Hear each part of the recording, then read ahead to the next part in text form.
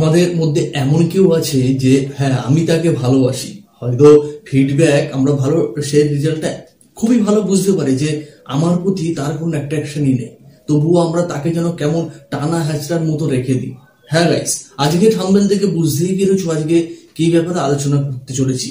একটা রিলেশন জোর জবরদস্তি টানা হ্যাচড়া করে রাখার থেকে একা থাকা অনেক ভালো। কারণ অনেক বোকা প্রেমিকরাও রয়েছে বা প্রেমিকা, যারা উভয় ক্ষেত্রে জানে যে আমি যাকে ভালোবাসি সে আমাকে ভালোবাসে না, কিন্তু আমি তাকে খুব ভালোবাসি বলে তাকে কেমন আটকে রাখার চেষ্টা করছি। কখনোই এমন করো না, কারণ একটা কথা মনে রাখবে, মজবুত একটা দড়ি দিয়ে তুমি হয়তো কোনো কিছু বেঁধে রাখতে পারবে, কিন্তু সম্পর্ক কখনোই এইভাবে রাখা যায় না। জোর জবরদস্তি করে কোনো কিছু হয় না, এটা তুমি ভালো করেই জানো। তেমনি আজকে তুমি যদি এই প্রবলেমের মধ্যে থাকো, বস রাস্তা চেঞ্জ করো, নালে কিন্তু সামনে বিশাল বড় প্রবলেম তোমার জন্য ওয়েট করছে। হয়তো তখন তুমি নিজেকে কন্ট্রোল করতে পারবে না, তখন কি ডিসিশন নেবে, কি পথে চলবে সেটা তুমি এখন বুঝতে পারবে না, কিন্তু তখন যখন এই প্রবলেমগুলোর সম্মুখীন হবে বস, তখন তুমি নিজেও চিন্তা করে সলিউশন খুঁজে পাবে না যে তুমি কি করবে। তো আজকের কিন্তু বেশ এই যে আলোচনাগুলো করছি, ভিডিওটা অবশ্যই শেষ পর্যন্ত দেখো, কারণ এটা তোমার কাছে খুব হেল্পফুল হতে পারে।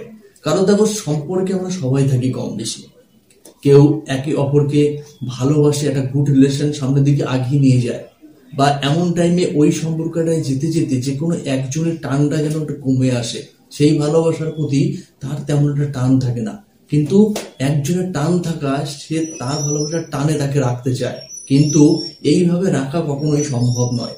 কারণ আমরা যখন একটা রিলেশনে পড়ি, একে অপরকে হয়তো অতটা চিনতে পারি না, কিন্তু দিনের পর দিন যখন যায়, একে অপরের চেনার ব্যাপারটা অনেকটা সহজ হয়ে যায়। সেই ক্ষেত্রে হয়তো একে অপরের সঙ্গে অ্যাডজাস্ট ভালো হয় না, একে অপরের সঙ্গে সেই মানানসইটাই ভালো হয় না, যার জন্য এই সম্পর্কে ব্রেকআপ জায়গাটা চলে আসে। কিন্তু যেখানে একজন ইমোশনালি তাকে এইভাবেই রাখতে চায় যে তাকে ছাড়া সে বাঁচবে না, বা তাকে ছাড়া সে চলতে পারবে না, কিন্তু তুমি তোমার কথা ভাবছো, তোমার যে সামনে যে ব্যক্তিটা রয়েছে তুমি তার কথা ভাবছো না, কারণ সে তোমার কাছে ডিস্টার্ব ফিল করছে। তুমি তাকে ভালোবাসো বলে, তুমি তাকে ছাড়া চলতে পারবে না, বাঁচতে পারবে না বলে তুমি যে তাকে টেনে রাখছো, সে কত সময় থাকবে?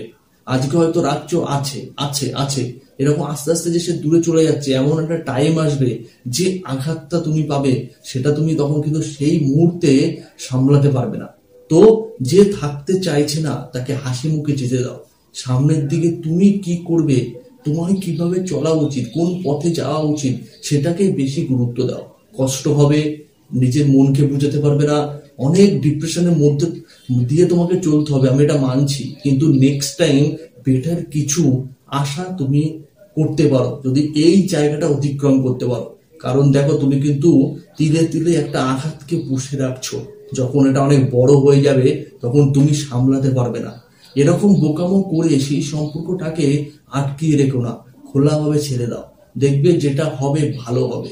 সে থাকতে চাইছে না, তাকে রেখে তোমার কোনো লাভই নেই, তো বরঞ্চ পরবর্তীতে বিশাল বড় প্রবলেমের সম্মুখীন তোমাকে হতেই হবে।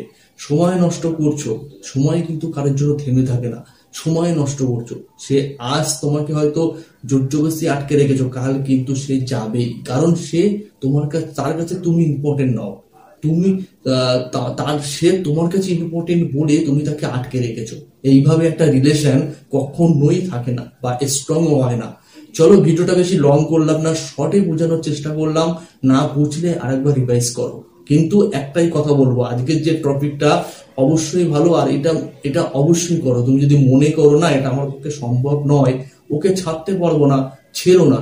আমার তোমাকে জোর জবরদস্তি করার কোনো কারণ নেই, কারণ তোমাকে বলেছি এই কারণেই, পরবর্তীতে যে আঘাতটা তোমার জন্য ওয়েট করছে সেটা যদি তুমি ঠিকঠাক সামাল দিতে পারো, তাহলে বস আমার কিছু বলার নেই। ভালো থেকো। তুমি যদি আমার চ্যানেলে প্রথম হয়ে থাকো, অবশ্যই চ্যানেলটা সাবস্ক্রাইব করো।